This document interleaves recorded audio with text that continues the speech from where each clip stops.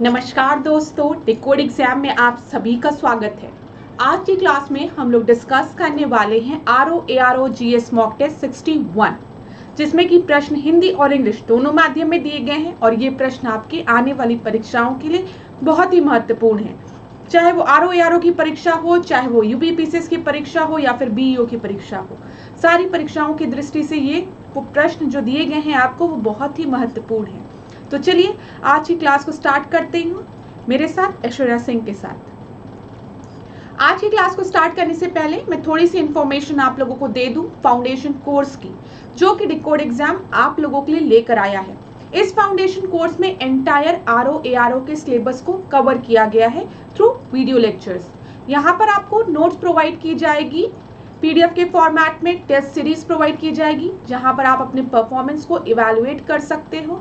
साथ ही साथ आपको टेलीग्राम ग्रुप पे ज्वाइन कराया जाएगा, जहां पर अगर आपको किसी भी तरीके का डाउट होता है तो आप फैकल्टी के साथ डिस्कस कर सकते हैं। इस कोर्स से रिलेटेड अगर आपको कोई भी इंपॉर्टेंट इन्फॉर्मेशन चाहिए क्लास, तो आप इस नंबर पर व्हाट्सएप करिए, यहाँ पर आपको सारी इंफॉर्मेशन प्रोवाइड करा दी जाएगी। डिकोड एग्जाम आप लोगों के लिए समान हिंदी की पुस्तक भी लेकर आया है, जो कि परीक्षा की दृष्टि से बहुत ही महत्वपूर्ण है। आप इसको घर बैठे ऑनलाइन भी ऑर्डर कर सकते हैं फ्लिपकार्ट या फिर अमेजॉन से, या फिर आप इसको अपने नियरेस्ट बुक स्टोर से जाकर खरीद भी सकते हैं। एक बार इस पुस्तक का अध्ययन जरूर करिएगा। चलिए अब आज की क्लास का हम पहला प्रश्न देखते हैं। पहला प्रश्न है, क्रिसिल रेटिंग एजेंसी के संदर्भ में दिए गए कथनों में से सत्य कथन चुने। ठीक है, राइट स्टेटमेंट आपको बताना है। यह भारत की सबसे पुरानी रेटिंग एजेंसी है और इसकी स्थापना 1997 में की गई थी। तो यहाँ पर ट्रू स्टेटमेंट बताना है, तो क्रिसिल जो है वो इंडिया की ओल्डेस्ट रेटिंग एजेंसी है, एकदम सही है। And it was established in 1997 दिया है, जो कि गलत है। क्रिसिल कब एस्टैब्लिश हुई थी? 1987 में। ठीक है, तो इस प्रश्न का सही उत्तर क्या हो जाएगा? ए। ठीक है, यहाँ पर ए आपका सही उत्तर है। चलिए दूसरे प्रश्न को अब हम देखते हैं। निम्नलिखित समितियों में से कौन कौन से युग सुमेलित हैं? ठीक है, यहाँ पे सबसे पहली समिति जो कमिटी दी है वो दी है LK झा कमिटी, और यहाँ पे LK झा कमिटी के आगे आपके सामने लिखा है संशोधित मूल्य वर्धित कर। ठीक है, फिर रेखी समिति दी है और दिया गया है प्रत्यक्ष कर, और आपसे पूछा गया इनमें से सही कौन सा है। तो मैं आपको बता दूं, जो पहला ऑप्शन है आपका LK झा कमिटी, जिसमें वैट की बात की गई थी, वो एकदम सही है। और रेखी समिति की अगर हम बात करें तो ये प्रत्यक्ष कर से रिलेटेड नहीं है, डायरेक्ट कर से रिलेटेड नहीं है, यहाँ पे इनडायरेक्ट टैक्स की बात की गई थी। तो यहाँ पे करेक्ट पूछा है, इस वजह से सही उत्तर ए हो जाएगा। सेकेंड का ए आपका सही उत्तर है।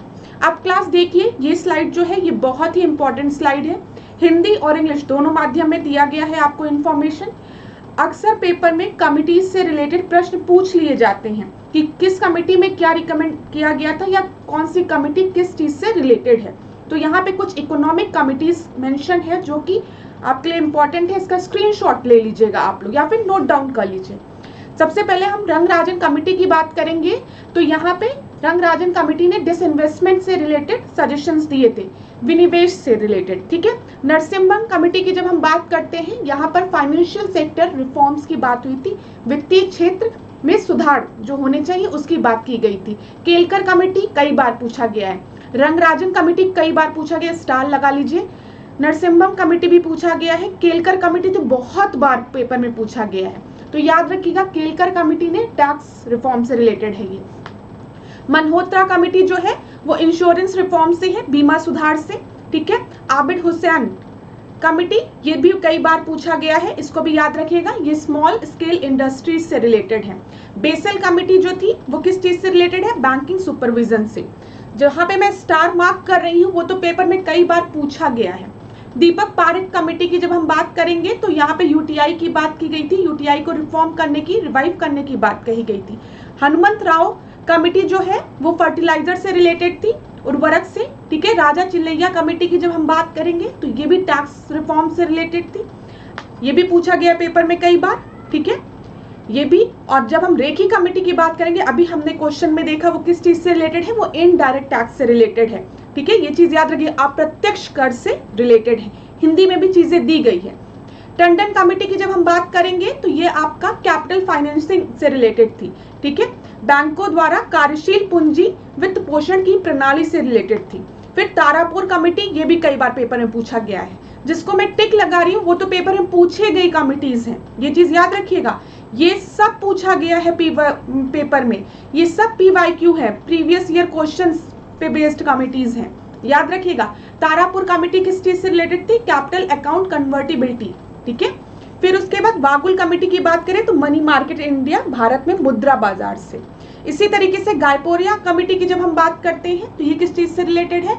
प्राथमिक सहकारी बैंकों में ग्राहक सेवाओं में सुधार से रिलेटेड है, ठीक है। और जानकी रमन कमेटी जो है वो सिक्योरिटीज ट्रांजैक्शन से रिलेटेड है।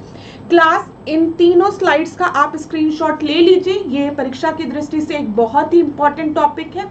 इकोनॉमिक कमिटीज से रिलेटेड प्रश्न पेपर में पूछे गए हैं इसके पहले, और पूरी संभावना है कि आने वाले समय में भी पूछ लिया जाएगा।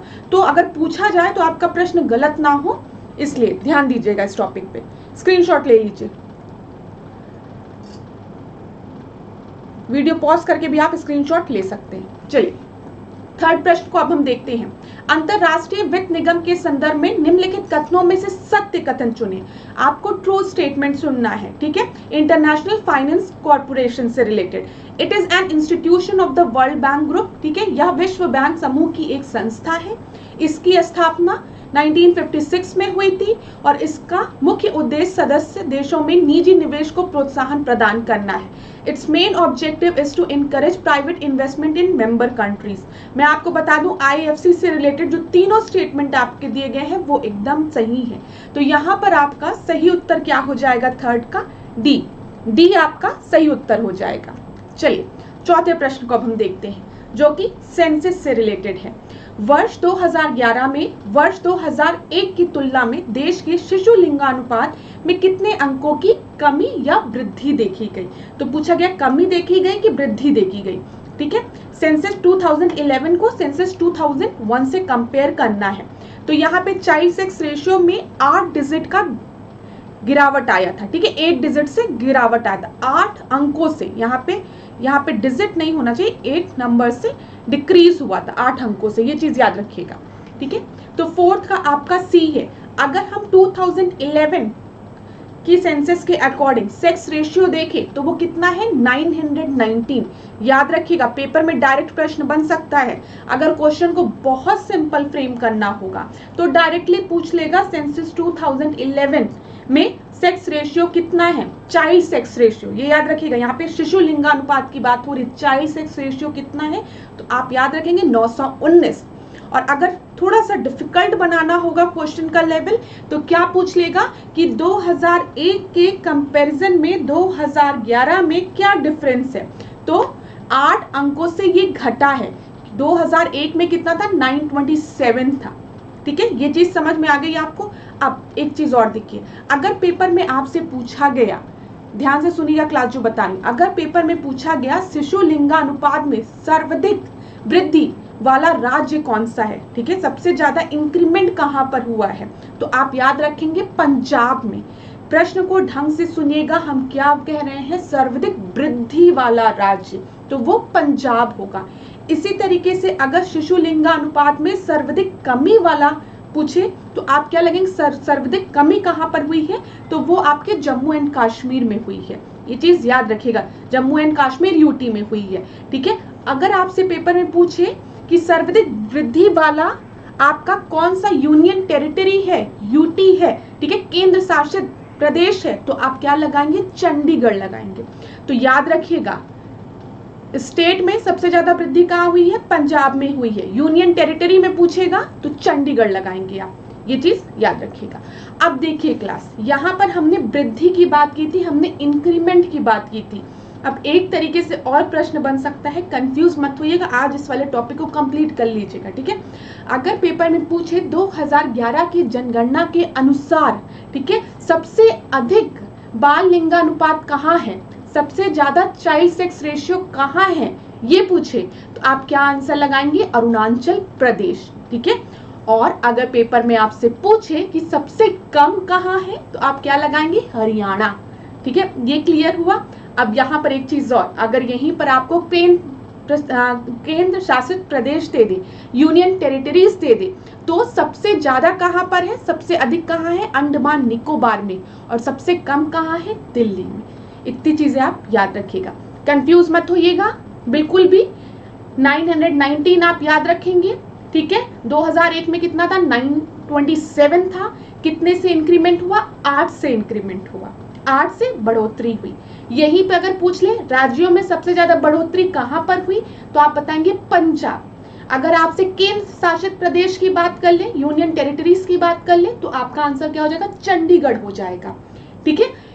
ये चीज याद रखेंगे। अब फिर 2011 के अनुसार अगर आपसे पूछ ले चाइल्ड सेक्स रेशियो सबसे ज्यादा कहां है, बाल लिंगानुपात, तो आप अरुणाचल प्रदेश लगाएंगे। सबसे कम कहां है, हरियाणा में है। अगर केंद्र शासित प्रदेशों में पूछ ले तो अंडमान निकोबार, और सबसे कम पूछ ले तो दिल्ली। बस इतना याद रखिएगा। चलिए 5वें प्रश्न को हम देखते हैं। देखिए क्लास, एक चीज मैं आपको बता दूं, हम रोज एक एक टेस्ट लगा रहे हैं, और हम हर टेस्ट में 1 से 2 क्वेश्चन या 2 से 3 भी होते हैं कभी कभी, सेंसस से रिलेटेड डिस्कस करते हैं। तो आपको बिल्कुल भी परेशान होने की जरूरत नहीं है। ये जो सेंसस से रिलेटेड जो फैक्ट्स होते हैं ना, ये बहुत ही फैक्चुअल होते हैं, किसी को भी नहीं याद रहते हैं, ठीक है। मैं कॉमन लोगों की बात कर रही हूँ, आम जनता की बात कर रही हूँ, इंटेलिजेंट लोगों की बात नहीं कर रही हूँ। आम जनता को ज्यादातर सेंसस से रिलेटेड चीजें नहीं याद रहती है। तो इसका बेस्ट तरीका क्या है, हम हर टेस्ट में एक एक 2 टॉपिक सेंसस से रिलेटेड डिस्कस करेंगे। आप इसको एक जगह नोट डाउन करते चलो, ठीक है। और जब तक आपका एग्जाम का नोटिफिकेशन आएगा, एग्जाम आएगा, तब तक आपके दिमाग में बहुत से ऐसी चीजें रहेंगी जो ऑलरेडी बैठ चुकी होंगी, क्योंकि हमने उसको क्वेश्चन के फॉर्म में डिस्कस किया था। अब चाइल्ड सेक्स रेशियो से कैसा भी क्वेश्चन बनेगा आप कर लोगे, ठीक है। तो इसी तरीके से हम थोड़ा थोड़ा डिस्कस करेंगे, बिल्कुल भी परेशान होने की जरूरत नहीं है। चलिए 5वें प्रश्न को देखते हैं। बहुत से बच्चों ने, तो बहुत से स्टूडेंट्स ने अभी तक इस प्रश्न को भी सॉल्व कर लिया होगा। सोच रहे होंगे कि मैम जब तक बताएंगी, ज्ञान देंगी, तब तक चलो प्रश्न लगा लेते हैं। चलिए 5वां प्रश्न देखिए, वर्ष 2011 की जनगणना के अनुसार उत्तर प्रदेश के निम्नलिखित जिलों को दशकीय जनसंख्या वृद्धि के आधार पर अधिक से कम की ओर व्यवस्थित करिए। सेंसस से ही रिलेटेड प्रश्न है, यूपी स्पेशल से रिलेटेड प्रश्न है। यहाँ पर डिकेडल पॉपुलेशन ग्रोथ की बात की गई है और बोला गया है मैक्सिमम से कम की ओर आपको जाना है। तो यहाँ पे गौतम बुद्ध नगर दिया है, गाजियाबाद दिया है, बहराइच दिया है और श्रावस्ती दिया है। तो मैं आपको बता दूं, डिकेडल पॉपुलेशन ग्रोथ की हम अगर बात करें तो सबसे ज्यादा गौतम बुद्ध नगर में है, फिर गाजियाबाद में है, फिर श्रावस्ती में है, फिर बहराइच में है। तो 1, 2, 4, 3 आपका सही उत्तर होगा और डी आपका सही हो जाएगा, ठीक है। ये चीज याद रखिएगा। अगर हम उत्तर प्रदेश की बात करें और कहें कि पॉपुलेशन डिकेडल ग्रोथ, जिसको कि हम दशकीय जनसंख्या वृद्धि कह रहे हैं, वो कितने प्रतिशत है, तो 22.2, ठीक है, 22.2% है। ये चीज आप याद रखिएगा। और उत्तर प्रदेश में हमने बता दिया, सबसे पहले गौतम बुद्ध नगर है, गाजियाबाद है, श्रावस्ती है, फिर बहराइच है। इतना याद रखिएगा। 6 प्रश्न को देखिए, इन्वायरमेंट से रिलेटेड है। क्योटो प्रोटोकॉल के संदर्भ में निम्नलिखित कथनों में से असत्य कथन को चुने। यहाँ पे क्या लिखा है, फॉल्स स्टेटमेंट को। यह प्रोटोकॉल वर्ष 2002 में लागू हुआ था। और दूसरा दिया गया, इस प्रोटोकॉल के प्रारंभिक प्रतिबंध अवधि जो थी वो 2008 और 2012 के बीच में थी। यहाँ पे क्या बोला गया है, जो क्योटो प्रोटोकॉल है वो फोर्स में आया 2002 में, ठीक है, 2002 में, ठीक है। और इनिशियल कमिटमेंट जो पीरियड था इसका वो 2008 से 2012 वाला था। तो यहाँ पर आपको फॉल्स स्टेटमेंट बताना है, तो फर्स्ट जो है वो फॉल्स है। क्यों फॉल्स है, क्योंकि जो क्योटो प्रोटोकॉल है वो 2005 से लागू हुआ है, ठीक है। यहाँ पे 2005 होना चाहिए। तो आंसर क्या हो जाएगा, 6 का ए हो जाएगा। ए आपका सही उत्तर है। देखिए क्योटो प्रोटोकॉल पर साइन कब किया गया था, 1997 में, लेकिन ये फोर्स में कब आया, 2005 में। याद रखिएगा, पेपर में पूछा गया प्रश्न है ये, ठीक है। इसमें जो कमिटमेंट पीरियड था, जो पहला था, इनिशियल फेज जो था, जो फर्स्ट फेज था, वो 2008 से 2012 का था। और द्वितीय चरण जो था वो 2013 से 2020 का था। ये याद रखिएगा, ठीक है। 2008 से 2012 और 2013 से 2020, ठीक है, 2020। अब इसी तरीके से, अच्छा क्योटो प्रोटोकॉल किस चीज से रिलेटेड था बताइए, ग्रीन हाउस गैसेस से रिलेटेड था ना, ग्लोबल वार्मिंग से रिलेटेड ग्रीन हाउस गैसेस। से रिलेटेड, ठीक है।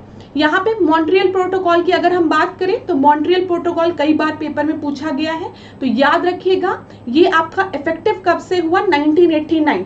अब इसी तरीके से एक क्वेश्चन और फ्रेम हो सकता है कि मॉन्ट्रियल प्रोटोकॉल किस चीज से रिलेटेड है, तो आप याद रखेंगे ओजोन डिप्लीशन से रिलेटेड है, ओजोन परत से रिलेटेड है ना ये, ठीक है। दूसरा क्वेश्चन बन सकता है मॉन्ट्रियल प्रोटोकॉल कब फोर्स में आया, इफेक्टिव कब से हुआ, तो 1989 से इफेक्टिव हुआ, ठीक है।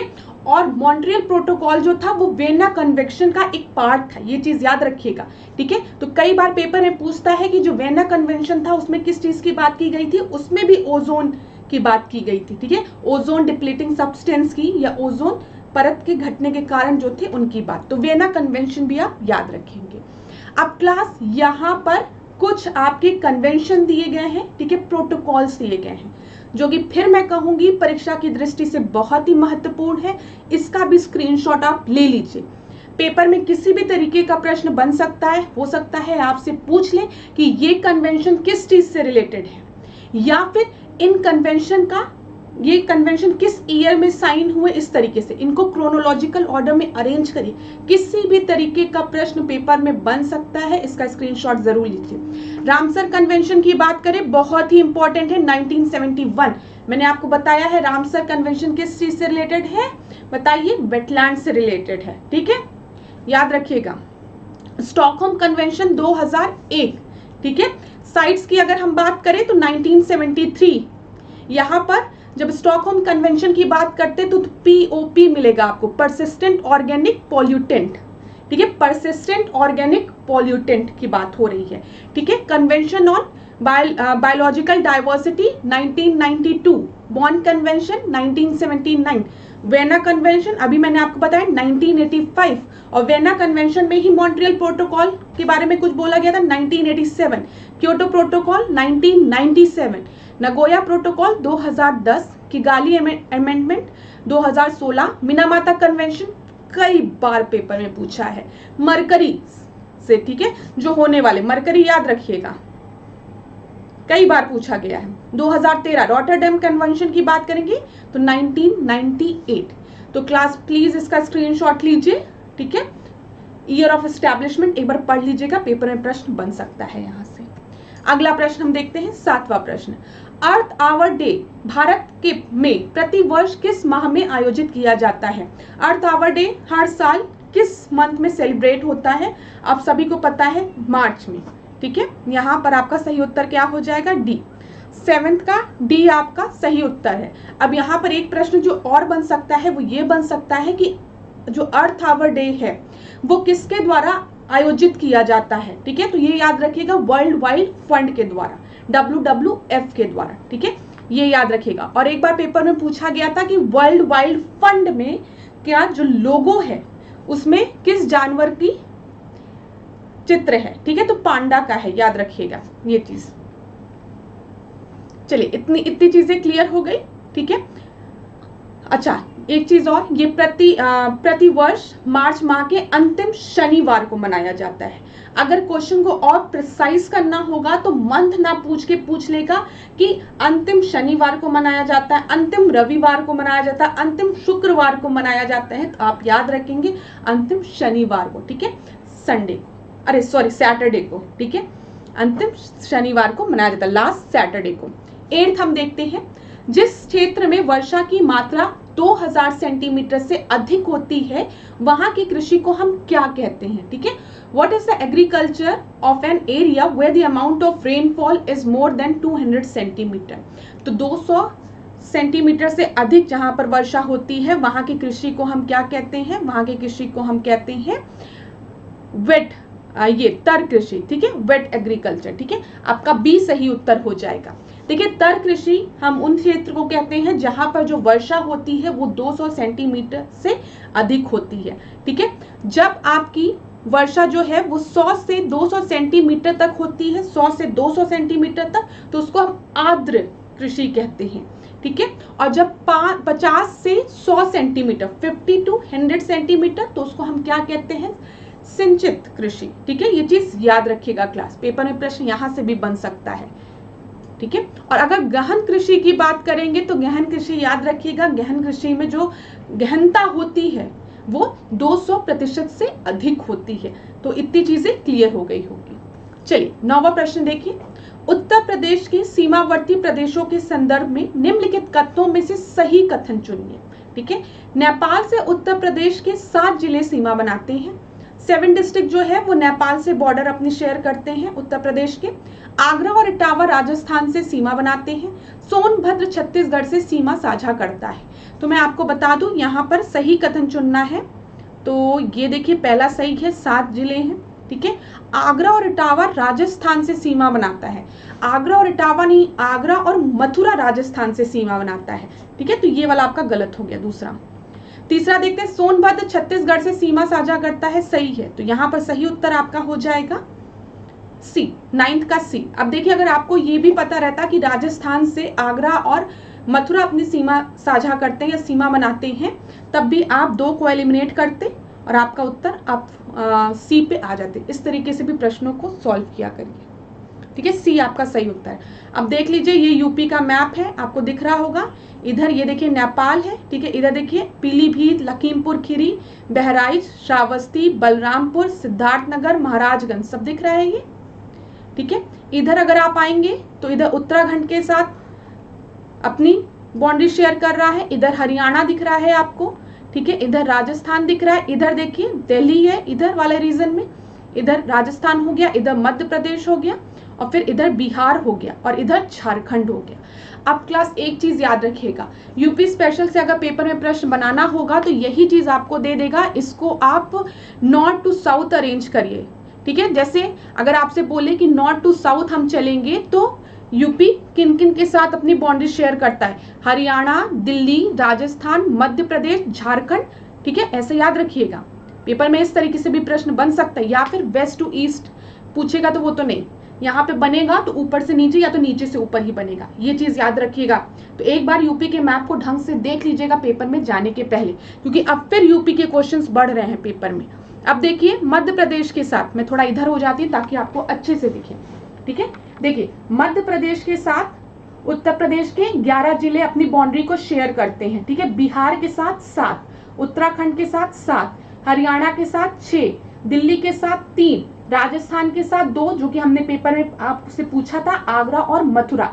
इसी तरीके से छत्तीसगढ़ याद रखिएगा सोनभद्र शेयर करता है। ठीक है, झारखंड 1, सोनभद्र। तो यहाँ पर आपको सोनभद्र याद रखिएगा, छत्तीसगढ़ के साथ भी झारखंड के साथ भी अपनी मतलब बाउंड्री शेयर करता है उत्तर प्रदेश का। ये जो जिला सटा हुआ है ये बोलना चाहिए। उत्तर प्रदेश का कौन सा जिला, राजस्थान पूछा जा सकता है, उत्तर प्रदेश का कौन सा जिला छत्तीसगढ़ और झारखंड से लगा हुआ है। तो आप याद रखेंगे सोनभद्र, इंपॉर्टेंट है। इस तरीके से प्रश्न बन सकता है और इस तरीके से आप याद रखेंगे तो काफी समय तक याद रहेगा आपको। हिमाचल प्रदेश की बात करें तो सहारनपुर, और नेपाल के साथ उत्तर प्रदेश के 7 जिले अपनी सीमा साझा करते हैं या फिर सटे हुए हैं नेपाल से। इतनी चीजें क्लियर हो गई। मैं एक बार और हटती हूं, आपको स्क्रीनशॉट लेना है तो आप ले लीजिए, परीक्षा की दृष्टि से ये इंपॉर्टेंट है।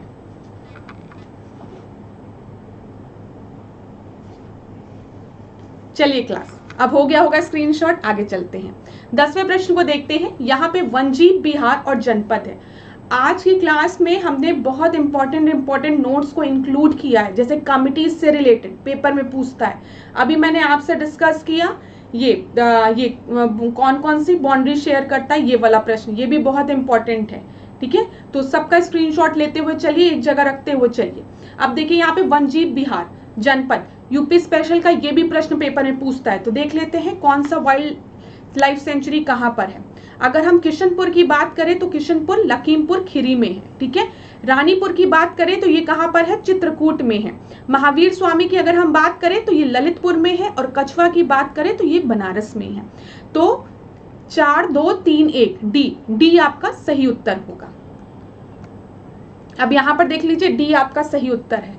अब यहाँ पर फिर मैंने वनजीव बिहार को एक जगह लिख के लेके आई हूं मैं, इसका भी स्क्रीनशॉट आप लेंगे। आज की क्लास में कई जगह आपको स्क्रीनशॉट लेना है। अगर स्क्रीनशॉट नहीं लेते हो तो एक जगह नोट करते हुए चलो।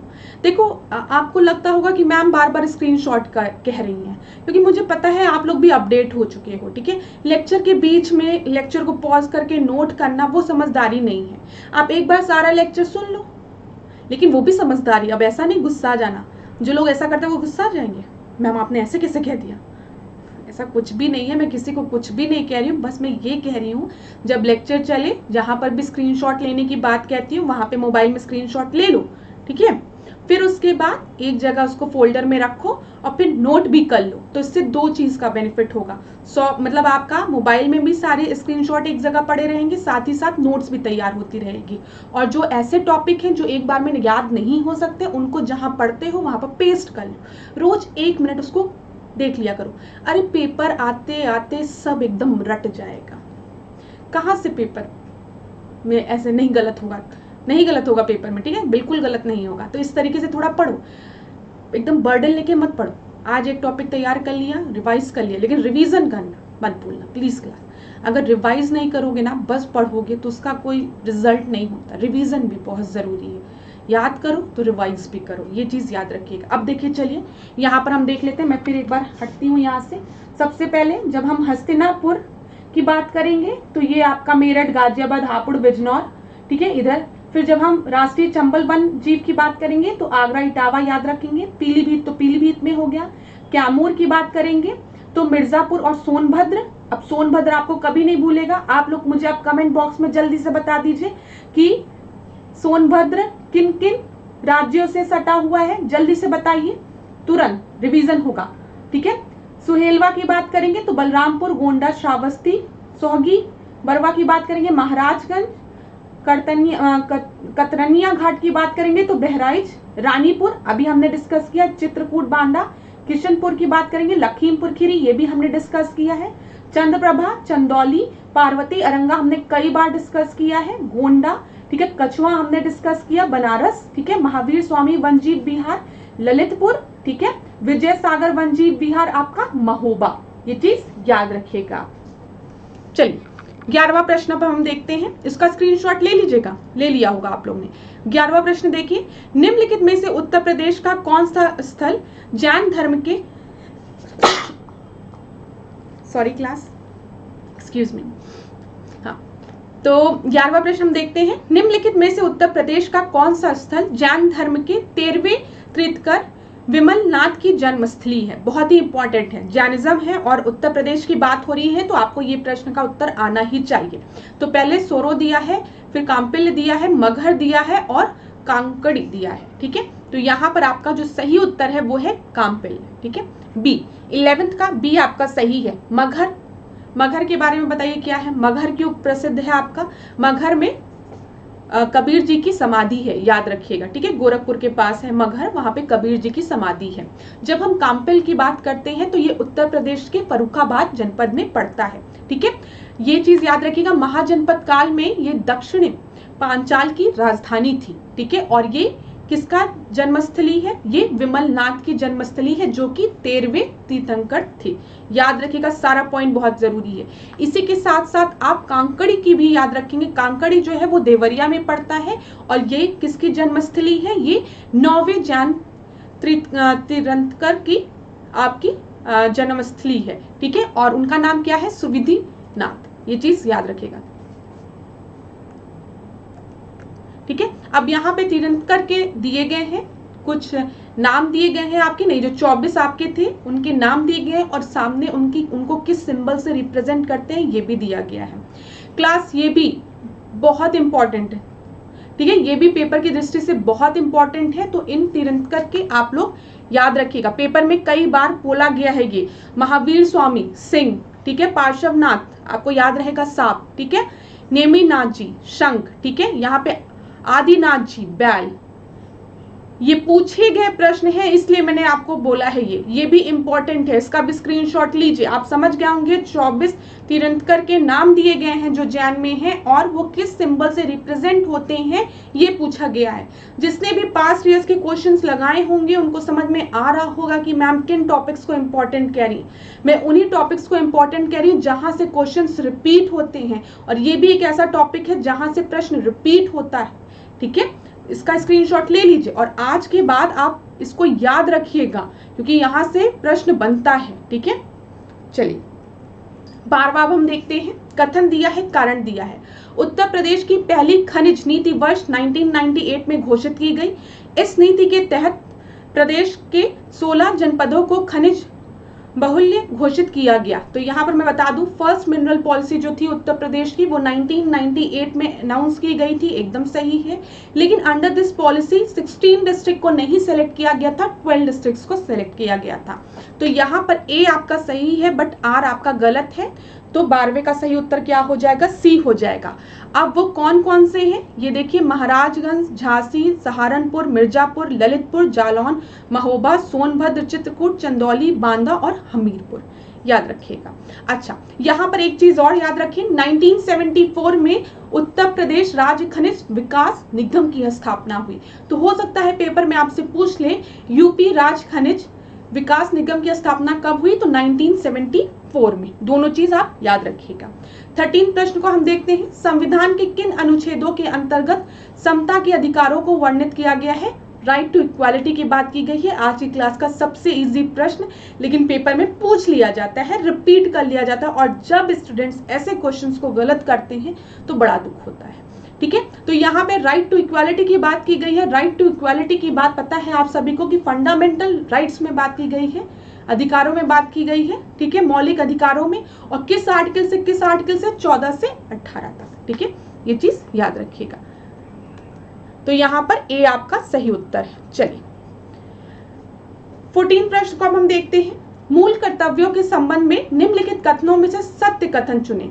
भारतीय संविधान में मूल कर्तव्यों को प्रवर्तित करने के लिए विधायिका की प्रक्रिया दी गई है, और दूसरा है मूल कर्तव्य ज्ञान न्यायोचित है।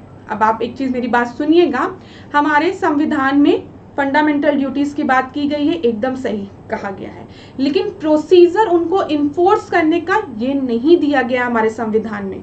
ठीक है, ये तो बोला गया है कि हम अक्सर जब भी हम फंडामेंटल ड्यूटीज की बात करते हैं तो हम क्या कहते हैं, आपका मन। ठीक है, जिसे लोग कहते हैं कि ये क्या है। देखिए ये प्रश्न जो है यहाँ पर, पहले मैं बता दूं, इसका उत्तर बता दूं, फिर एक्सप्लेन करती हूँ आपको।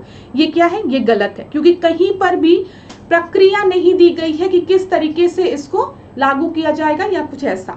ठीक है, इट इज नॉन जस्टिसेबल, आपको पता है ये नॉन जस्टिसेबल होता है, ये भी सही है। तो यहाँ पर आपका सही उत्तर क्या हो जाएगा, ट्रू स्टेटमेंट पूछा है तो खाली 2, तो बी आपका सही उत्तर होगा। ठीक है, क्योंकि पहला आपका गलत है, ये चीज याद रखिएगा। अब देखिए क्लास, जब भी हम मौलिक कर्तव्यों की बात करते हैं तो ये इसमें कहते हैं ना, मौलिक कर्तव्य के पालन हेतु नागरिक नैतिक रूप से बाध्य होते हैं। ठीक है, आप मॉरली बाध्य होते हैं नैतिक रूप से। कोई लॉ बना के किया जा सकता है, लेकिन जस्टिसेबल नहीं होता, ये चीज याद रखिएगा। ऐसा नहीं है, जब फंडामेंटल राइट्स की हम बात करते हैं तो वो जस्टिसेबल होता है। फंडामेंटल राइट का अगर हनन हो रहा है तो आप कोर्ट्स में जा सकते हैं। ठीक है, कि मेरे फंडामेंटल राइट का हनन हो रहा है, मेरे अधिकारों का। लेकिन यहाँ पे फंडामेंटल ड्यूटीज में ऐसा नहीं है, इसको मेनली कहा जाता है कि ये नैतिक रूप से बाध्य होते हैं। ये चीज याद रखिएगा, नैतिक रूप से बाध्य होते हैं, मॉरली। ठीक है, मॉरल। ठीक है, अब यहाँ पर मैंने आपको बताया है, जब भी फंडामेंटल ड्यूटीज से प्रश्न बनता है तो क्या क्या प्रश्न बन सकता है। सबसे पहले, फंडामेंटल ड्यूटी को किस कॉन्स्टिट्यूशनल अमेंडमेंट के थ्रू, किस संविधान संशोधन के थ्रू हमारे संविधान में ऐड किया गया, जोड़ा गया। तो आप याद रखेंगे 42nd constitutional amendment act 1976, 42nd 1976। दूसरा प्रश्न जो बनता है वो पूछा जाता है कि किस कमिटी ने फंडामेंटल ड्यूटीज को, ठीक है, मौलिक कर्तव्यों को रिकमेंड किया था, किसके सिफारिश पर इसको जोड़ा गया, तो स्वर्ण सिंह कमिटी, याद रखिएगा, पेपर में पूछा जाता है। ठीक है, थर्ड बन सकता है ये किस पार्ट में है, तो आप याद रखेंगे 4th A में है। ठीक है, कितने फंडामेंटल ड्यूटीज इनिशियली थे, जब 42nd कॉन्स्टिट्यूशनल अमेंडमेंट से इसको ऐड किया गया तो उस समय कितने फंडामेंटल ड्यूटीज थे? 10 फंडामेंटल ड्यूटीज थे। लेकिन एट प्रेजेंट कितने फंडामेंटल ड्यूटीज हैं? 11 फंडामेंटल ड्यूटीज हैं। ठीक है, जो 11वां फंडामेंटल ड्यूटी है, जो 11वां मूल कर्तव्य है, उसको 86 कॉन्स्टिट्यूशनल अमेंडमेंट से 2002 में जोड़ा गया। ठीक है, जो कि आपको पता होगा राइट टू एजुकेशन से है। तो इतने प्रश्न पेपर में बनते हैं, इनको याद रखिएगा। हमने खट से इसको जल्दी से रिवाइज कर लिया। चलिए 15 प्रश्न को हम देखते हैं। प्रारूप समिति, देखिए क्लास, फंडामेंटल ड्यूटीज और जो डीपीएसपी होते हैं, नीति निर्देशक तत्व, वो आपके इनफोर्स ऐसे नहीं होते कि अगर उनका हनन हुआ तो आप कोर्ट में पहुंच जाएंगे। लेकिन अगर कोई लॉ बना दिया जाए, समझने की कोशिश करिएगा, उसको लॉ बना दिया जाए उससे रिलेटेड, और अब आप उस लॉ को ब्रेक कर रहे हैं, तब आपको सजा मिल सकती है। समझ में आ रहा होगा जो मैं बताना चाह रही हूं।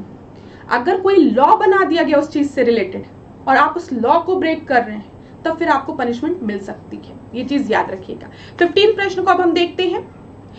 प्रारूप समिति के संबंध में निम्नलिखित कथनों में से सत्य कथन चुने। ड्राफ्टिंग कमेटी की बात हुई है और पूछा गया है इसमें सत्य कथन कौन कौन से हैं। इसका गठन 29 अगस्त 1947 को हुआ था। इसमें कुल 7 सदस्य थे। इस समिति ने अंतिम रूप से अपना प्रारूप अक्टूबर 1949 में पेश किया। तो मैं आपको बता दूं, जो ड्राफ्टिंग कमेटी थी उसके हेड आपको सभी को पता है BR अम्बेडकर जी थे, और 29 अगस्त 1947 को ये फॉर्म हुई थी। इसमें 7 मेंबर्स थे, लेकिन इन्होंने अपनी जो फाइनल रिपोर्ट थी वो पेश किया था 1948 में, ना कि 1949 में। तो यहाँ पर आपका कौन सा हो गया? ये गलत हो गया। यहाँ पर क्या पूछा था? ट्रू पूछा था, तो 1 और 2 डी आपका सही उत्तर होगा। एक बार हम देख लेते हैं। ठीक है, फरवरी 1948 में इन्होंने अपना रिपोर्ट पेश किया था। चलिए, इतना हो गया। ठीक है, ये चीज याद रखिएगा। यहां पर एक चीज और याद रखिएगा, 1948 में इन्होंने 2 बार अपने उसको रिपोर्ट को पेश किया था, एक फरवरी में, और जो अंतिम था, अंतिम रूप से इन्होंने अक्टूबर 1948 में रिपोर्ट को प्रकाशित किया था। बस इतना डीप में जाके नहीं पूछेगा, बस आप ये याद रखिएगा 1948 ईयर याद रखिएगा। अब क्लास देखिए, हम लोग ने अंतरिम सरकार से रिलेटेड, प्रारूप कमेटी से रिलेटेड, ठीक है, वो अंतिम हो गया। इतना हमने डिस्कस कर लिया है। जो बच्चे रोज टेस्ट देख रहे होंगे, जो स्टूडेंट्स, उनको समझ में आ रहा होगा। रिवाइज हो रहे हैं ना, टॉपिक्स रिवाइज हो रहे हैं, क्योंकि मैक्सिमम क्वेश्चन जो फॉर्म हो सकते हैं वो हम डिस्कस कर लेते हैं। 16 प्रश्न को देखिए। भारतीय स्वतंत्रता अधिनियम 1947 के संदर्भ में निम्नलिखित कथनों में से सही कथन चुनिए। ठीक है, इंडियन इंडिपेंडेंस एक्ट 1947 की बात हुई है। इसमें क्या लिखा है? इसने वाइसरॉय पद को समाप्त कर दिया। ठीक है, दूसरा दिया गया है आपको, दोनों डोमिनियन राज्यों में गवर्नर जनरल पद का सृजन किया गया। अब जो इंडियन इंडिपेंडेंस एक्ट 1947 आया, उसमें वाइसरॉय पोस्ट को एबॉलिश किया गया था। एकदम सही है। अब यहीं पे पेपर में आपसे पूछ ले कि 1947 एक्ट के थ्रू वाइसरॉय पोस्ट को एबॉलिश किया गया, समाप्त किया गया, लेकिन इस पोस्ट को लाया कब गया था, बताइए। इसका आंसर आप लोग मुझे देंगे कमेंट बॉक्स में। हमने टेस्ट में डिस्कस किया है। मैं थोड़ा सा हिंट आपको दूंगी। 1857 का रिवॉल्ट हुआ था। 1857 के रिवॉल्ट के बाद एक एक्ट आया था, जिसमें क्या बोला गया, आप लोग बताएंगे कमेंट बॉक्स में। हिंट मैंने आपको दे दिया है। थोड़ा सा इंटरेक्टिव सेशन बनाएंगे, कमेंट बॉक्स में बताइए। दूसरा दिया गया है, जो गवर्नर जनरल की पोस्ट थी, वो दोनों डोमिनियन स्टेट, जो कि आपके पाकिस्तान बन रहा था और भारत बन रहा था, वहां पर बनाई गई थी। तो यहाँ पर दोनों ही स्टेटमेंट आपके सही हैं। 16 का सी आपका सही है। ठीक है, चलिए 17 देखते हैं। निम्नलिखित में से किन संस्थानों के अध्यक्ष प्रधानमंत्री होते हैं? ठीक है, प्रधानमंत्री किसके किसके हेड होते हैं? नीति आयोग के, क्षेत्रीय परिषद, यहाँ पे क्षेत्रीय परिषद को रीजनल काउंसिल लिखा है, इसको आप जोनल काउंसिल करिए, जोनल काउंसिल। ठीक है, जब आप बुक में पढ़ते हैं तो जोनल काउंसिल बोला जाता है इसको, रीजनल नहीं। फिर अंतर्राज्यीय परिषद की, इंटरस्टेट काउंसिल की बात की गई है। तो प्राइम मिनिस्टर जो हेड होते हैं वो नीति आयोग के होते हैं और इंटरस्टेट काउंसिल के होते हैं। तो यहाँ पर 1 और 3 होगा। ठीक है, ए आपका सही उत्तर होगा।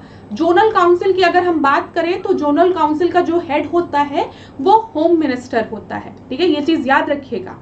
और दूसरा प्रश्न जो जोनल काउंसिल से बनता है वो ये बनता है, जोनल काउंसिल का स्टैब्लिशमेंट किस एक्ट के थ्रू किया गया था, किस एक्ट के थ्रू जोनल काउंसिल का स्टैब्लिशमेंट किया गया था। तो याद रखेंगे स्टेट रीऑर्गेनाइजेशन एक्ट, राज्य रुकिए मैं आपको बता दूं हिंदी में, यहाँ पर राज्य पुनर्गठन अधिनियम, ठीक है, याद रखिएगा, स्टेट रीऑर्गेनाइजेशन एक्ट, राज्य पुनर्गठन अधिनियम 1956 के थ्रू जोनल काउंसिल को बनाया गया था। ये एक वैधानिक निकाय है, ये भी चीज याद रखिएगा। और मैंने आपको बता दिया इसके जो हेड होते हैं वो कौन होता है, वो आपके होम मिनिस्टर होते हैं। इसमें और कुछ तो बताने की जरूरत नहीं है, चलिए ठीक है। अच्छा एक चीज और देखिए, जब ये अधिनियम आया था तो यहाँ पे 5 क्षेत्रों की बात की गई थी। 1971 में नॉर्थ ईस्ट में भी जोनल काउंसिल क्रिएट किया गया था। तो ये चीज आप और याद रखिएगा, मैक्सिमम क्वेश्चन यहीं से बन जाएंगे आपके, ठीक है। सबसे पहले आप याद रखेंगे कि इसके अध्यक्ष कौन होते हैं, केंद्रीय गृह मंत्री होते हैं, ठीक है, होम मिनिस्टर होते हैं। दूसरी चीज स्टेट रीऑर्गेनाइजेशन एक्ट, राज्य पुनर्गठन अधिनियम के थ्रू इसको लाया गया था 1956 में, ठीक है। इस अधिनियम ने देश को 5 क्षेत्रों में बांटा था काउंसिल्स में। और बाद में 1971 में नॉर्थ ईस्ट उत्तर पूर्वी परिषद अधिनियम द्वारा उत्तर पूर्वी परिषद बनाई गई थी। ये भी चीज याद रखिएगा, बस इससे ज्यादा नहीं पूछेगा। चलिए तो अब हम देखते हैं प्लाज्मा के संदर्भ में निम्नलिखित कथनों में से सत्य कथन चुने। सत्य कथन आपको चुनना है। इसमें सर्वाधिक मात्रा जल की पाई जाती है, ठीक है। दूसरा दिया गया है या रुधिर का 55 से 60% तक होता है, ठीक है। तो जब भी हम प्लाज्मा की बात करते हैं तो इसमें आप सभी को पता है इसमें सबसे हाईएस्ट अमाउंट में वाटर मिलता है, ठीक है। और जब हम ब्लड के कंपोजिशन की बात करते हैं तो ब्लड जो है वो 55 से 60% तक बना रहता है, इससे प्लाज्मा से मिलकर बना रहता है। तो ये चीज आप याद रखेंगे। यहाँ पर दोनों ही स्टेटमेंट आपके सही हैं। 19 का सी आपका जो है वो एकदम सही है, ठीक है। 20 प्रश्न को अब हम देखते हैं। यहाँ पे जनजाति दी है, राज्य दिया है। कई टेस्ट में मैंने आपको बताया है ट्राइब से रिलेटेड प्रश्न पेपर के लिए बहुत ही महत्वपूर्ण है। तो चलिए देखते चलते हैं। जब हम लेप्चा जनजाति की बात करते हैं तो ये सिक्किम में मिलते हैं लेप्चा। तो देखिए ए का सेकंड तो यही दिया है, सीधे हम आंसर पे आगे देख लेते हैं। और खारी की हम बात करते हैं तो ये राजस्थान हो गया, ठीक है। टोडा तमिलनाडु, टी से टोडा, टी से तमिलनाडु, ठीक है। और हम जब डाफर की बात करते हैं तो गुजरात। ये सी आपका 20 का सी आपका सही उत्तर है, ठीक है। अब क्लास देखिए, यहाँ पर सेंसस से रिलेटेड एक और प्रश्न देख लीजिए। अगर आपसे पेपर में पूछता है कि भारत में अधिकतम जनजातीय आबादी वाले राज्य कौन से हैं, तो आप याद रखेंगे सबसे ज्यादा जनजाति परसेंटेज के हिसाब से हम बात कर रहे हैं, ये चीज याद रखिएगा, प्रतिशत के हिसाब से हम बात कर रहे हैं। सबसे ऊपर मिजोरम है, फिर लक्षद्वीप है, मेघालय है, नागालैंड है। बहुत ही इंपॉर्टेंट है, पेपर में कई बार पूछा है। प्रतिशत के हिसाब से सबसे ज्यादा जनजाति आबादी वाला राज्य कौन सा है, तो वो मिजोरम है, याद रखिएगा। चलिए यहाँ पर देखिए ट्राइब्स दिए गए हैं और वो किस स्टेट में पाए जाते हैं वो दिया गया है। जैसे लेप्चा अभी हमने डिस्कस किया, पेपर में कई बार पूछा है, बहुत इंपॉर्टेंट है। लेप्चा सिक्किम, ठीक है। मुंडा कोंड ये कहां पर, बिहार में, ठीक है। भील याद रखिएगा, भील ये कहां पर, मध्य प्रदेश में। गद्दी बहुत बार पूछा गया है पेपर में, पंजाब।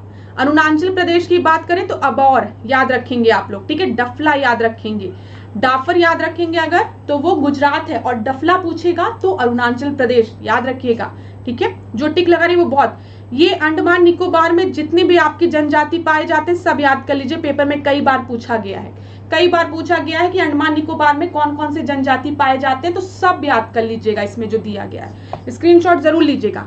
हिमाचल प्रदेश की अगर हम बात करें तो यहाँ पे गद्दी कई बार पूछा गया है, ठीक है। मणिपुर की बात करें तो यहाँ पे कुकी, अंगामी याद करिएगा। और मेघालय तो आपको पता है, ये रेंज भी है, गारो खासी जयंतिया, ये सब कहाँ में जनजाति पाए जाते हैं, मेघालय में। सब इंपॉर्टेंट है, स्क्रीनशॉट जरूर लीजिएगा। 21वां प्रश्न देखिए, डॉपलर प्रभाव के बारे में दिए गए कथनों में से गलत कथन का चयन करें, ठीक है। डॉपलर इफेक्ट की बात की गई है। डॉपलर प्रभाव का उपयोग करके गैलेक्सी तथा सुदूर तारों का अध्ययन किया जाता है। Galaxy and the distant star are studied using the Doppler effect. प्रकाश तरंगों में डॉपलर प्रभाव नहीं होता है। तो मैं आपको यहाँ पर बता दूं, यहाँ पर सेकंड स्टेटमेंट जो है वो आपकी गलत है, पहला स्टेटमेंट जो है वो सही है। डॉपलर इफेक्ट लाइट वेव्स में भी दिखता है। यहाँ पर आपका सही उत्तर ए हो जाएगा। सॉरी, क्या पूछा गया है यहाँ पर, रॉन्ग स्टेटमेंट पूछा गया ना, इस वजह से आपका सही उत्तर बी होगा। ये चीज जरूर याद रखिएगा क्लास, रॉन्ग दिया जाता है, फॉल्स दिया गया कि ट्रू दिया गया। मैं अक्सर गलत करती हूँ, आप लोगों का नहीं पता, लेकिन मैं हमेशा रॉन्ग और फॉल्स नहीं देखती हूँ, सीधे करेक्ट वाला टिक लगाती हूँ। ठीक है, तो यहाँ पर देखिए ध्वनि में अगर हम बात करें तो यहाँ पर असिमेट्रिक डॉपलर प्रभाव देखा जाता है, जबकि प्रकाश में सिमेट्रिक डॉपलर प्रभाव देखा जाता है। लेकिन आप याद रखेंगे डॉपलर इफेक्ट साउंड के लिए भी होता है, ठीक है, और लाइट के लिए भी होता है। इस चीज के लिए आप इसमें आप नहीं कंफ्यूज होंगे, ठीक है। और ये चीज भी आप याद रखेंगे, डॉपलर प्रभाव का, डॉपलर इफेक्ट का उपयोग करके गैलेक्सी तथा जो तारों का अध्ययन किया जाता है। चलिए 22 देखते हैं। अमोनिया के संदर्भ में निम्नलिखित कथनों में से सत्य कथन चुने, ठीक है। With respect to ammonia choose the true statement from the following statement. Ammonia nitrogen का एक स्थायी हाइड्राइड होता है, जो कि एकदम सही है, ठीक है। दूसरा आपको दिया है, एडवर्ड ब्राउन ने सर्वप्रथम अमोनियम क्लोराइड को चूने के साथ गर्म करके अमोनिया गैस बनाया था, ये आपका गलत है, ठीक है। फिर तीसरा आपका दिया गया है, इसका उपयोग ओसवाल्ड विधि द्वारा नाइट्रिक अम्ल बनाने के लिए किया जाता है, ये भी सही है। तो यहाँ पर आपका क्या पूछा गया, ट्रू स्टेटमेंट पूछा गया, इस वजह से सही उत्तर जो होगा 22वें का वो डी होगा। अब देखिए क्लास, यहाँ पर आपको एडवर्ड ब्राउन दिया गया है। जोसेफ प्रिस्टले जो थे उन्होंने सर्वप्रथम अमोनियम क्लोराइड को चूने के साथ गर्म करके अमोनियम गैस बनाया था, ये चीज याद रखिएगा, जोसेफ प्रिस्टले, ठीक है। 23वां प्रश्न देखिए, सुंग वंश में निम्नलिखित शासकों को पहले से बाद के क्रम में करिए, ठीक है। आप सभी को पता है सुंग वंश की अगर हम बात करते हैं तो सबसे पहले कौन था, पुष्यमित्र सुंग था। तो चौथा 3 जगह दिया, बहुत सही। जो आखिरी था वो देवभूति था, तो ये भी 2 जगह दिया गया है, ठीक है। तो अब देखिए यहाँ पर आपका अग्निमित्र होगा, अग्निमित्र एक अच्छा रूलर था सुंग उसका, और फिर उसके बाद आपका होगा सुजेष्ट। तो सही उत्तर क्या होगा 23वें का, ए आपका सही उत्तर होगा। एक बार हम लोग देख लेते हैं। सुंग वंश की अगर हम बात करें, सुंग वंश के संस्थापक कौन थे, आप सभी को पता है, पुष्यमित्र सुंग, ठीक है। मौर्य वंश के बाद सुंग वंश आया, ये भी आपको पता है, ठीक है। इसकी स्थापना पाटलिपुत्र, इसकी जो स्थापना थी वो पाटलिपुत्र में थी, ठीक है। जो पुष्यमित्र सुंग था उसने सेनापति की उपाधि धारण की थी। और आप एक चीज और जो आपको याद रखनी है वो ये है, कई बार पूछा गया अयोध्या इंस्क्रिप्शन में, ठीक है, अयोध्या के धनदेव अभिलेख जो है वो किससे संबंधित है, या फिर अयोध्या इंस्क्रिप्शन पूछ लेता है, वो पुष्यमित्र सुंग से संबंधित है, याद रखिएगा। और इसमें क्या जानकारी मिलती है, इसमें अश्वमेध यज्ञ की जानकारी मिलती है, ये पेपर में पूछा गया प्रश्न है। फिर से याद रखिएगा, अयोध्या के धनदेव अभिलेख से इसके द्वारा अश्वमेध यज्ञ की जानकारी मिलती है, किसके द्वारा, पुष्यमित्र सुंग के द्वारा, ठीक है। फिर पुष्यमित्र सुंग के बाद अग्निमित्र शासक बना, और इसने अपनी राजधानी पाटलिपुत्र ना रख के क्या रखी, विदिशा रखी, ये भी याद रखिएगा, पेपर में पूछा गया प्रश्न है। और आखिरी जो था वो देवभूति था, ये आप याद रखना है। चलिए 24वां प्रश्न देखिए, भक्ति आंदोलन के निम्नलिखित संतों के संदर्भ में सत्य कथन चुने, ठीक है। एकनाथ को महाराष्ट्र के तुलसीदास कहा जाता है, महाराष्ट्र का तुलसीदास कहा जाता है। तुकाराम को महाराष्ट्र का कबीर कहा जाता है। यहाँ पे दोनों ही स्टेटमेंट सही है। एकनाथ की जब भी हम बात करते हैं, एकनाथ तुकाराम ये लोग भक्ति मूवमेंट से रिलेटेड है, मीरा भक्ति मूवमेंट से रिलेटेड है। एकनाथ को महाराष्ट्र का तुलसीदास कहा जाता है और तुकाराम को वहां का कबीर कहा जाता है, दोनों ही सही है। 24 का सी आपका सही उत्तर है, ठीक है। चलिए 25वां प्रश्न देखिए, भारत पर आक्रमण करने वाले निम्नलिखित तुर्की आक्रांताओं को पहले से बाद के क्रम में व्यवस्थित करिए। तुर्किश इन्वेडर की बात हुई है और उनको बिफोर टू आफ्टर करना है। तो यहाँ पर सबसे पहले आपका अलप्तगीन होगा, ठीक है, 3 होगा। फिर उसके बाद सुबुतगीन होगा, और सुबुतगीन के बाद उसका पुत्र महमूद गजनी होगा, जिसने कि बोला जाता है भारत पर 17 बार आक्रमण किया था। तो 3-2-1 3-2-1 25वें का 1 मिनट 3 सॉरी देखिए मैंने आपको बताया भी है, सबसे पहले अलप्तगीन होगा, फिर सुबुतगीन होगा ना, और सुबुतगीन का पुत्र कौन था, महमूद गजनी। तो 3-1-2, तो यहाँ पर सी आपका सही उत्तर है, 3-1-2। चलिए 26वां प्रश्न देखिए, प्रांतीय चुनाव 1937 के संदर्भ में निम्नलिखित कथनों में से सत्य कथन को चुने। कुल 11 प्रांतों में चुनाव आयोजित किए गए थे। बंगाल, पंजाब और सिंध में कांग्रेस को बहुमत मिली थी। देखिए 11 प्रोविंसेस में इलेक्शन 1937 के थ्रू हेल्ड किए गए थे, सही है, जिसमें से 5 ऐसे थे जहां पर कांग्रेस को बहुमत मिली थी और उसमें से बंगाल नहीं था। यहाँ पे बंगाल दिया गया नहीं था, तो यहाँ पर आपका जो सही उत्तर होगा वो क्या होगा, ओनली 1 सही पूछा है, सत्य कथन पूछा है, तो 26वें का ए आपका सही उत्तर होगा। तो 11 में से जो 5 प्रांत थे जहां पर कांग्रेस को बहुमत मिली थी वो कौन कौन से, पेपर के लिए इंपॉर्टेंट है, याद कर लीजिए। मद्रास, ठीक है, बिहार, उड़ीसा, मध्य प्रांत और संयुक्त प्रांत, ठीक है, यहाँ पे लिखा भी हुआ है अगर आप देखना चाहें। कहाँ कहाँ, मद्रास में, बिहार में, उड़ीसा में, मध्य प्रांत में और संयुक्त प्रांत में कांग्रेस को पूर्ण बहुमत मिली थी। ठीक है, ये चीज याद रखिएगा। जब हम बात करते हैं कहाँ पे बहुमत नहीं मिली थी, तो बंगाल में, पंजाब में और सिंध में बहुमत नहीं मिली थी, जो कि आपके इसमें पूछा गया था। बंगाल, पंजाब, सिंध में कांग्रेस को बहुमत मिली थी, नहीं, यहाँ पे कांग्रेस को बहुमत नहीं मिली थी। चलिए 27वां प्रश्न देखते हैं। स्वर्णिम चतुर्भुज परियोजना के अंतर्गत किस खंड की लंबाई सर्वाधिक है? गोल्डन क्वाड्रिलेटरल प्रोजेक्ट की बात हमने पहले भी की है, यहाँ पे पूछा गया है जो गोल्डन क्वाड्रिलेटरल प्रोजेक्ट है उसमें सबसे ज्यादा लंबाई कहाँ पर है? तो यहाँ पर सबसे ज्यादा लंबाई कहाँ पर है आपका, कोलकाता चेन्नई वाले रीजन में। अभी मैं आपको दिखाती हूँ, मैप के थ्रू ज्यादा अच्छे से क्लियर होगा। ये देखिए गोल्डन क्वाड्रिलेटरल है जो कि कहाँ कहाँ पर है, एक दिल्ली, मुंबई, चेन्नई और कोलकाता, ऐसे कनेक्टिविटी है। ठीक है, यहाँ पर अगर हम देखेंगे तो चेन्नई कोलकाता वाला जो है ये 1684 किलोमीटर का है। ठीक है, ये चीज याद रखिएगा। और टोटल लेंथ अगर हम गोल्डन क्वाड्रिलेटरल की देखेंगे तो 5846, ठीक है, 5846, और जिसमें सबसे बड़ा जो आपका बन रहा है कनेक्टिविटी वो 1684 चेन्नई टू कोलकाता। 28वां प्रश्न हम देखते हैं। मानचित्र पर समान मान वाले स्थानों को जोड़ने वाली रेखा को क्या कहा जाता है? ठीक है, A line on a map joining the places of equal value is called an, तो इसको आइसोथर्म कहा जाता है, आइसोहाइट्स कहा जाता है, आइसोबार कहा जाता है, या फिर डी दिया गया आइसोलाइन कहा जाता है। तो इसका सही उत्तर आपका क्या होगा, आइसोलाइन। 28 का डी। क्लास इस तरीके का भी प्रश्न पेपर में पूछा जाता है, इंपॉर्टेंट है। देखिए जब हम आइसोथर्म की बात करते हैं, जहां पे थर्म आया ना वहां पे टेम्परेचर आ जाएगा, जैसे थर्मोमीटर टेम्परेचर मेजर करने के लिए। वैसे आइसोथर्म जब जो लाइन जो कनेक्ट करी इक्वल टेम्परेचर वाली जगह को कनेक्ट करी है। आइसोहिट्स की बात अगर हम करेंगे तो यहाँ पर इक्वल रेनफॉल की बात हो रही है, वर्षा की बात हो रही है, जहां पर इक्वल वर्षा हो रही है। आइसोबार की बात करेंगे, जब भी बार बैरोमीटर की बात होती है तो प्रेशर मेजर करने के लिए यूज होता है ना, तो जहां भी बार्स लगा रहता है वहां पर आपका प्रेशर की बात होती है। ये चीज याद रखिएगा। यहाँ पर आइसोबार सेम एटमॉस्फेरिक प्रेशर की बात हो रही है, और आइसोलाइन जो कि पेपर में पूछा गया था, ये map joining the places of equal values.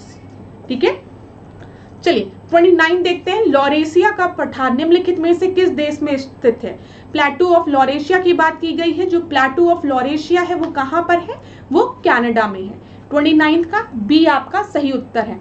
अब ये वाला जो स्लाइड है ये हमने पहले भी डिस्कस किया है और मैंने आपको बताया है। आप कोलोराडो का पठार याद रखेंगे, पेंटागोनिया याद रखेंगे, पेंटागोनियन, लॉरेशियन याद रखेंगे आप। ठीक है, आप माटो ग्रासो याद रखेंगे, किम्बर्ले प्लेटू याद रखेंगे जो कि ऑस्ट्रेलिया में है।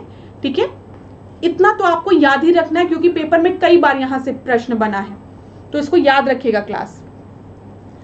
30 प्रश्न को देखते हैं। अराकन योमा पर्वत के बारे में दिए गए कथनों में से सत्य कथन चुने। यह पर्वत म्यांमार में स्थित है। इसकी सबसे लंबी चोटी जो है, सबसे ऊंची चोटी जो है वो चोटी कौन से दिया गया है? माउंट पोपो दिया गया है। तो माउंट अराकन योमा की बात करेंगे तो ये म्यांमार में है, लेकिन इसकी सबसे ऊंची चोटी जो है वो माउंट पोपो नहीं है। इसकी सबसे ऊंची चोटी क्या है? Mount Victoria. तो इस वजह से आपका सही उत्तर ए हो जाएगा। ठीक है, ये चीज आप याद रखेंगे। एक पॉइंट और आप याद रखेंगे कि जो अंडमान निकोबार जो द्वीप समूह है वो अराकन योमा पर्वत का ही भाग माना जाता है। तो हो सकता है पेपर में कभी पूछ ले आपसे कि अंडमान निकोबार द्वीप किसका हिस्सा है या किसका भाग माना जाता है, तो वो अराकन योमा का याद रखिएगा। और ये श्रेणी आपकी कहाँ पर है? ये पर्वत ये आपके म्यांमार में है। चलिए thank you so much class. आज के सेशन को हम यहीं पे एंड करेंगे। नेक्स्ट क्लास में हम लोग आपसे मिलेंगे फिर कुछ नए प्रश्नों के साथ, और इस तरीके से क्लास को पढ़ाया जाएगा, इस टेस्ट को कराया जाएगा जिस टॉपिक से मैक्सिमम क्वेश्चन पेपर में बनते हैं वो आपके रिवाइज हो जाए।